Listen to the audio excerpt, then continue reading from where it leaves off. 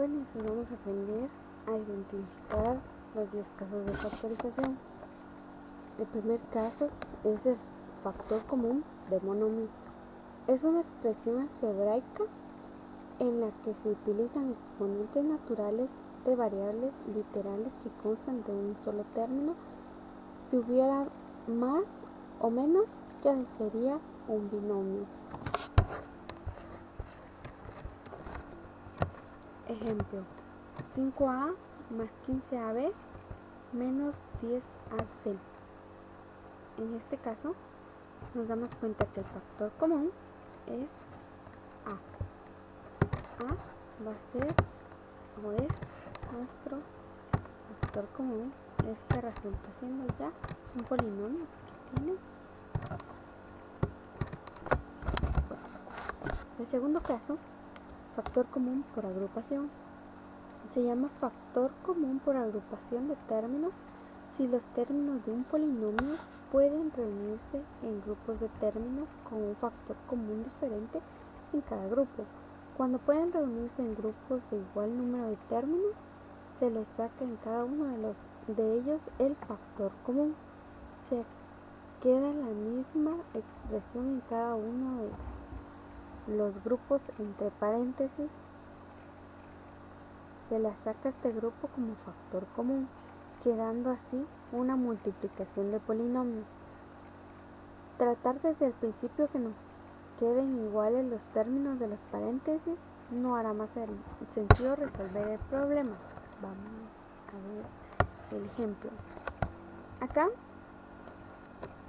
tenemos nuestro programa. Luego lo que vamos a hacer es agrupar los términos que tienen un factor común. Acá.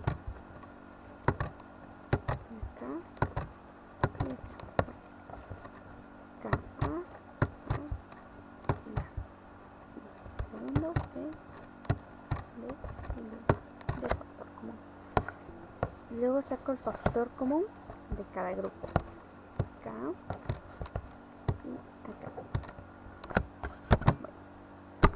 El tercer caso es igual al cuadrado de un binomio. Se llama trinomio cuadrado perfecto. Al polinomio de 3 términos. 2 de sus términos son cuadrados perfectos y el otro término es el doble producto de las bases de los cuadrados. Por ejemplo, está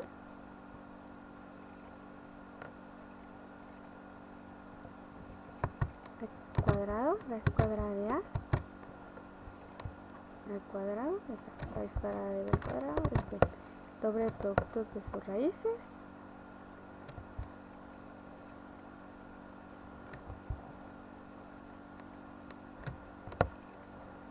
Y acá.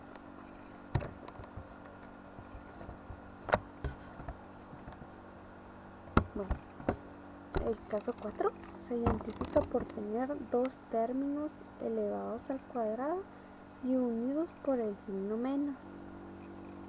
Se resuelve por medio de dos paréntesis parecidos a los productos de la forma, uno positivo y otro negativo. En los paréntesis deben colocarse las raíces. Acá tenemos x cuadrado y y cuadrado, las raíces son x y y. Se multiplica la suma por la diferencia. Ya está. Y como dice, signo más y signo menos. Acá también tenemos otro signo, pueden observar. Aquí tenemos raíz cuadrada y acá su raíz cuadrada. Acá tenemos dos raíces, pero acá lo multiplicamos con la diferencia de los signos. Este caso número 5, el trinomio cuadrado perfecto por adición y sustracción. Algunos trinomios no cumplen las condiciones para ser trinomios cuadrados perfectos. El primer y tercer término tienen raíz cuadrada perfecta, pero el de la mitad no es doble producto de las dos raíces. Se debe saber cuándo debe ser el doble producto y la cantidad que falte para cuadrar el término de la mitad. esta cantidad se le suma y se le resta al mismo tiempo. De tal forma se armará un trinomio cuadrado y factorizado unido con último término tendremos la diferencia de cuadrados. Bueno, acá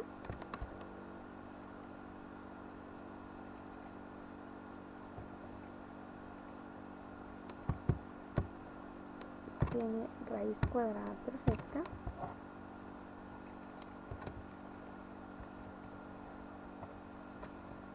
y este también, tal y como lo dice las indicaciones. Bueno, y acá vamos a encerrarlo entre paréntesis los resultados y obviamente lo vamos a llevar al cuadrado. También está el caso número 6, el trinomio de la forma x cuadrado más bx más c. El ejemplo está acá, x cuadrado más el segundo término con x más el término independiente. Acá vamos a ver el resultado. También acá tenemos que tomar en cuenta para el caso número 6 para poder identificar. Bueno, dice, deben cumplir con las condiciones siguientes.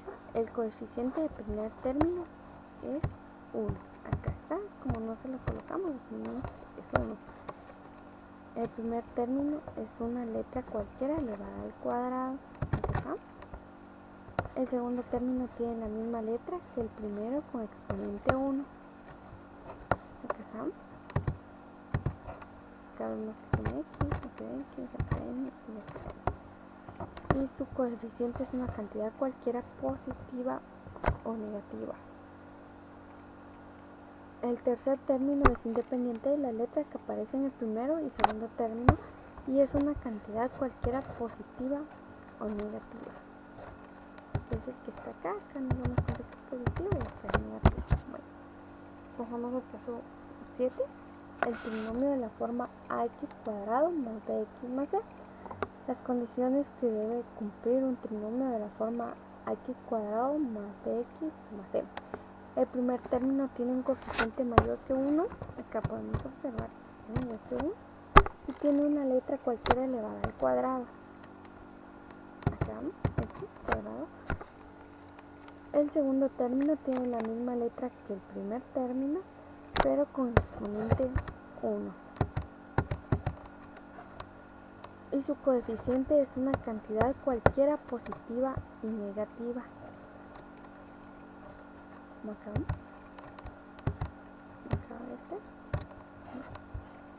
El tercer término es una cantidad cualquiera positiva o negativa sin ninguna letra en común con el 1 y con el 2. Ya está, que es el término independiente. Ahora el cubo perfecto de un binomio.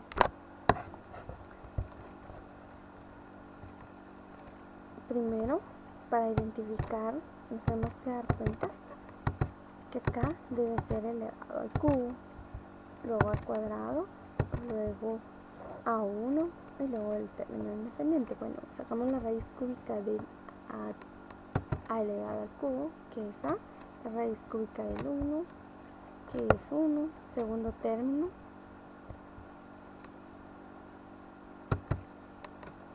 que es 3, a va al cuadrado y nos da 3a por 1.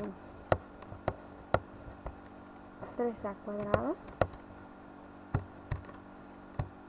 nos da el segundo y luego el tercer término 3a